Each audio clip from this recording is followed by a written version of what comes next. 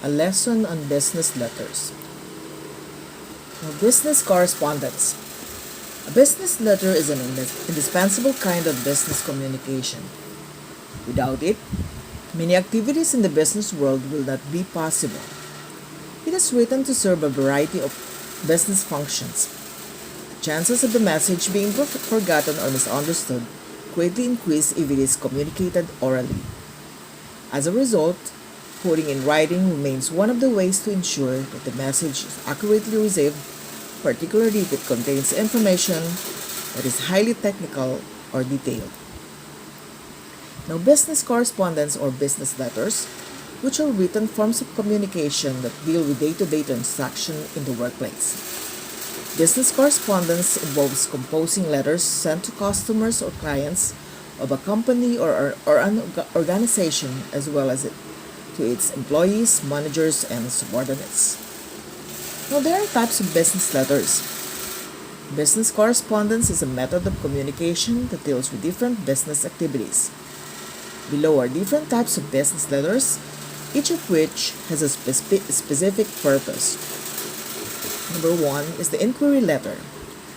A prospective buyer writes this type of business letter to a seller, a business or a person selling goods, to inquire about the offered merchandise.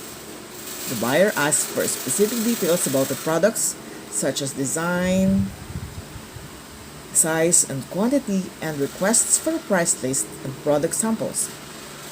In this manner, the seller replies with a quotation letter. Quotation letter contains the information about the product, including the payment scheme and the discount if there is any. Next one is the order letter. A buyer writes this letter to place an order he or she intends to purchase. In this correspondence, the buyer mentions the specific items to order, gives instructions on delivery or shipping, and it indicates the preferred mode of payment. The third one is the complaint letter. A complaint letter is a business correspondence written by the buyer about a problem with the products received. In this letter, the buyer writes the problem in details. Some of the problems include the following reasons. So, for example, if you receive a product that are not exactly what are specified in the order letter, meaning that is the buyer received the wrong ones, you have the right to write a complaint letter. And also, if the number of orders is incorrect. For example, you ordered 3 and then only 2 came. And then the other one is that if the products received are defective or damaged. For any of these reasons, the buyer may ask for an immediate replacement of the product, for example, and requests that a corrective action be done at a specific time or period. So, we go now to the importance of business correspondence. Now, the following are some reasons why business correspondence in the workplace is very important. Number 1, business correspondence is a proof for all the important transactions made by a business. So, sellers, the buyers, and other individuals involved in a business transaction can refer to the business letters that they sent and received for important facts in the future. So you see, a business correspondence is indeed very important. For the second reason, that a business correspondence helps maintain good relations between individuals inside and outside the business. It is an appropriate channel for making requests, giving information, and resolving issues. Number 3, business correspondence is an effective way for businesses to create and maintain goodwill. As Merriam-Webster's Learner's Dictionary defines the term goodwill in business as the amount of value that a company's good reputation adds to its overall value. Through letters that are written with respect and courtesy for clients or customers, businesses add to their good reputation, which can bring positive results. So, as you see, a business letter is always written with the recipient in mind, who can be a prospective buyer or a seller. It should have the following characteristics. Number 1, the letter should be professional and courteous. It should reinforce a positive relationship with the recipient, and it should never be annoying or sarcastic. Number 2, it should be factual. Of course, it should have correct and up-to-date information. 3, it should be concise. It should not include the necessary information that could distract the recipient from understanding the main part of the letter. So business letters are precisely short and direct to the point. Number 4, let's continue. It should have concrete words, meaning these words, because they are specific enough, make the message clear. Now, there is a format of a business letter. The following format is used in a business letter. This one is the full block format. This is the most common format. In this layout, the entire text is left justified. Now take a look at the example at the next slide. So that is a business letter. So you see at the top portion, MYT Advertising Inc. 456 Manga Street, Quezon City, info@me.ph. Telephone number 02-236-7098, June 10, 2018. What are those parts? Okay, let's see. Let's move on to the next slide first. So, this is the same letter. I just put the headings, or the what do you call this, what are they? Okay, you see in the first part, the upper first part, that is the heading part, the one that I read a while ago. And then June 10, 2018, of course, that is the date. And then what is inside the address? So it is the one that is going to receive your letter. So it says there, Mr. Randy Apostol, the marketing manager of Mabuhay Bookstore, Malabon City. Next one is the salutation. Of course, you are going to greet. Even in letters, you greet. So you say, Dear Mr. Apostol, and then good day. And then the next one is the body, the meat of the letter. It says there, we are in need of a reliable supplier of paper products, and we believe that your company would provide us with quality products.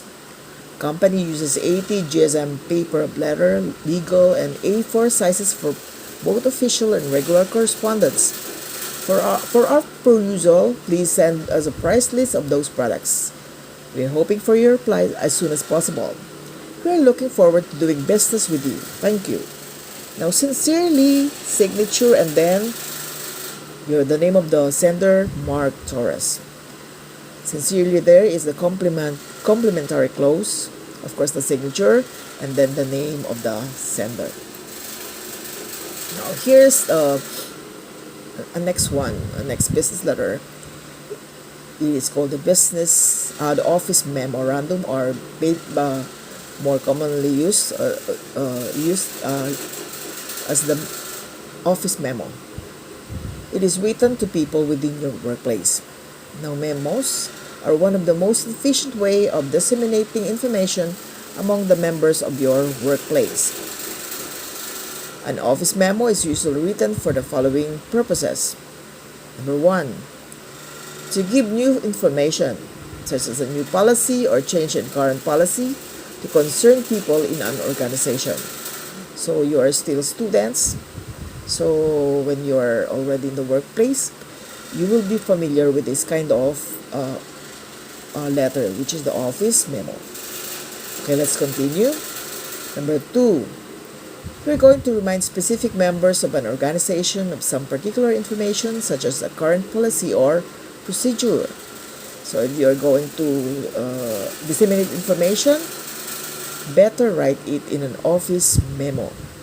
Number 3, to give orders or instructions.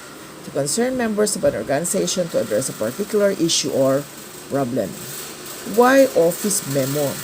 Because as you see, it is better, what do you call that, the black and white format, because it is tangible, more tangible than when you just said it orally. Okay, here's an example. 2 faculty members from, and then the date and the subject, and then the body of the letter. Again, what are those parts? I'm sorry, no. So in an office memo, you have the to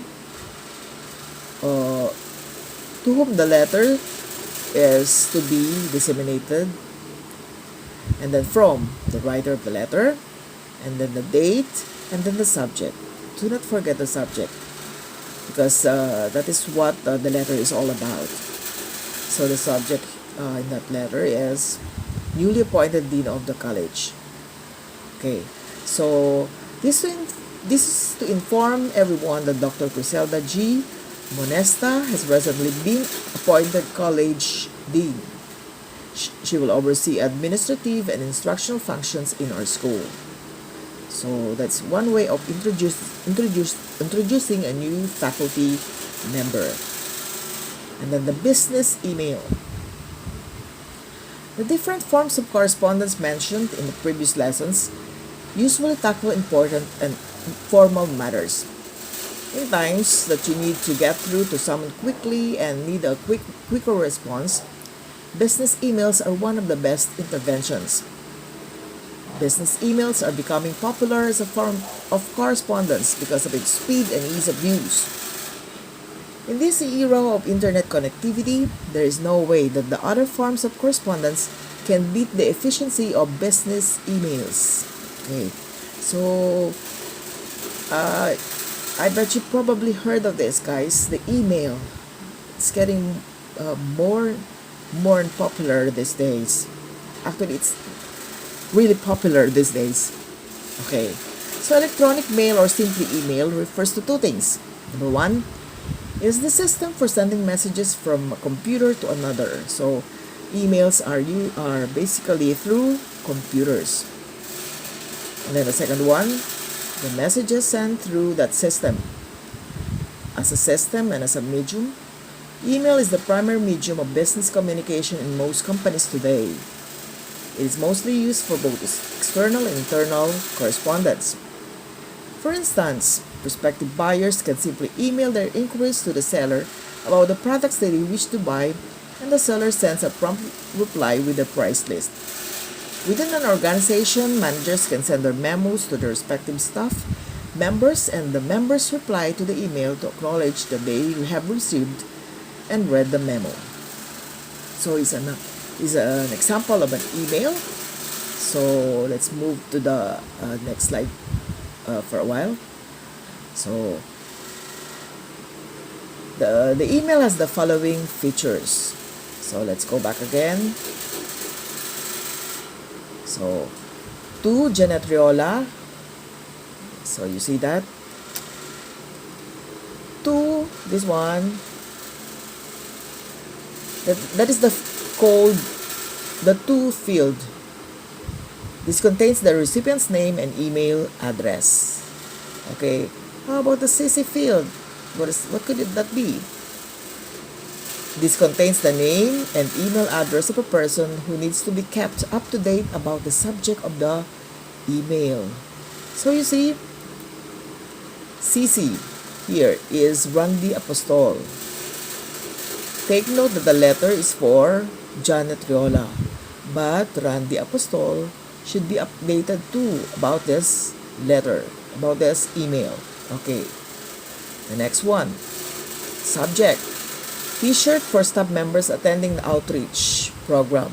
Okay. So, you see, the subject field, this contains the main topic of your message. Okay. And then the fourth one, the part of an email. This one, hi Janet. What is that? That is the Salutation. This phrase begins with hi, an informal word followed by the first name of the recipient and the comma. So you see, an email is an informal business letter. It is still a business letter, but it is in the informal side. Okay, salutation, and then the body. Next to the salutation is the body. So let's go back. Okay, what the letter is all about? I have just called the Soros Printing. Mr. Mark Torres, the owner, told me that the t-shirts we ordered for the staff members to wear for the outreach program will be ready in 2 days. Please let me know if you would like to visit their shop to see the first batch of t-shirts printed so I can arrange a meeting with Mr. Torres. Thanks. Okay, so that's the body of the letter. And then the sender's name. This is the first name of the sender. Who is the sender of the email? Victor. And then the last part of the letter is the email signature. You have the sender's name, which is just the first name of the sender, and then the email signature. This block of text contains the full name of the sender, his position and company, and his contact information. So in this portion, it is already complete. The full name of the sender, where is he working, with their email address, and his contact number. Why write the contact number? Of course, if there are more questions to follow, okay, then contact the sender through this cell phone number. Okay, let's continue. So I have discussed this already, the features of the email letter. Okay, here are some guidelines for you to follow when writing an email for business communication. So we have also guidelines when you write an email. So the first one is write concisely. Messages should be brief and direct to the point. So no beating around the bush. Write concisely. Be direct. And then the second one, adjust the level of formality of your message. Use formal or informal language depending on the situation. So you adjust your language according to your audience, or to the one who are going to read your email. If they are subordinates, the level of informality, just right, okay. But if you are going to write an email to your higher ups, the level of formality is somewhat in the higher level side. Okay, next, use proper letter cases. This is very important. You should avoid composing an entire text using uppercase letters. Why? Using all capital letters gives the impression of anger or frustration.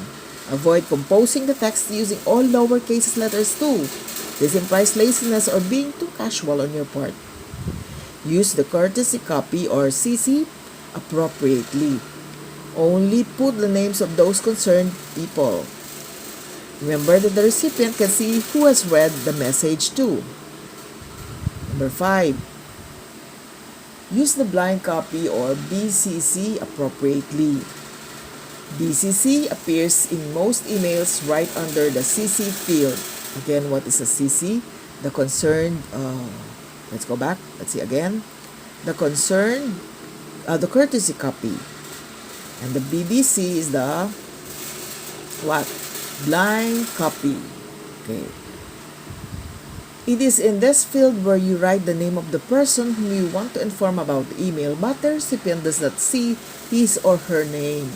Only use this feature of the email if you prefer the recipient not to know about who else will read the email. Okay, so blind copy. 6. Do not leave the subject line empty. Filling in the subject line allows the recipient to know the topic of your email beforehand. That is very, what do you call that? Self-explanatory. And then the last one, observe correct grammar, punctuation, and spelling. Glaring errors on a business email indicate unprofessionalism. Now for your activity, Now you're going to choose any of the business letters discussed, and then you're going to write one. For example, you would like to write a complaint letter about the food you ordered online. So go, write a complaint letter. Now you should be guided by the format, which I'll be showing again to you later. So that's all. Good evening to everyone.